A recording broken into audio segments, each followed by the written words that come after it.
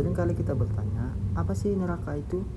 Neraka adalah tempat atau keadaan hukuman yang disediakan oleh Allah bagi iblis dan juga para malaikatnya dan semua orang yang menolak keselamatan di dalam Kristus, teman-teman.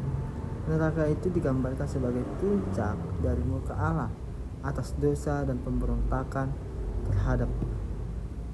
Dalam bahasa Yunani disebut Genas atau Gena, atau diartikannya yaitu adalah tempat pembakaran sampah dan persembahan anak-anak di masa lalu. Dalam bahasa Ibrani disebut Sheol atau dunia orang mati. Dalam Wahyu disebut sebagai lautan api, atau dalam bahasa Inggrisnya adalah lake of fire, teman-teman. Bahkan teman-teman, dalam Matius 25 ayat 41 dikatakan di sana, "Nyala dari hadapanku, hai kamu orang-orang terkutuk, masuklah ke dalam lautan api yang kekal." Wahyu 20 ayat 10 juga menegaskan sampai dengan 15 dikatakan, "Mereka dilemparkan ke dalam lautan api." Itulah kematian yang kedua, yaitu lautan api. Dan apa sih ciri-ciri neraka itu? Yang pertama adalah ciri-ciri neraka itu yaitu kekal, tidak ada akhir, dan tidak ada akhir dari penderitaan di dalamnya, teman-teman. Dasar ayatnya adalah Matius 25 ayat 46. Tempat penderitaan digambarkan dengan api kegelapan. Itu yang nomor 2, ratapan dan kertakan gigi di dalamnya. Dan yang ketiga adalah terpisah dari Allah.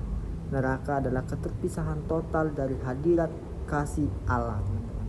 Dan yang keempat adalah tempat penghukuman setiap orang yang menerima hukuman sesuai perbuatannya. Itu dalam Wahyu 20 ayat 12. Dan apa sih tujuan neraka itu didirikan? Seringkali kita bertanya, ngapain sih didirikan neraka itu? Yang pertama adalah untuk menghukum kejahatan dan ketidakadilan. Yang kedua adalah menunjukkan kekudusan dan keadilan Allah yang tidak bisa menyatukan diri dengan dosa, teman-teman. Yang ketiga adalah menjadi konsekuensi akhir bagi orang yang menolak Kristus dan hidup dalam pemberontakan. Pandangan teologis tentang neraka adalah pandangan tradisional ortodoks. Neraka adalah tempat penderitaan kekal secara sadar, tidak ada kesempatan kedua setelah kematian dalam Ibrani 9 ayat 27. Dan pandangan yang kedua adalah pandangan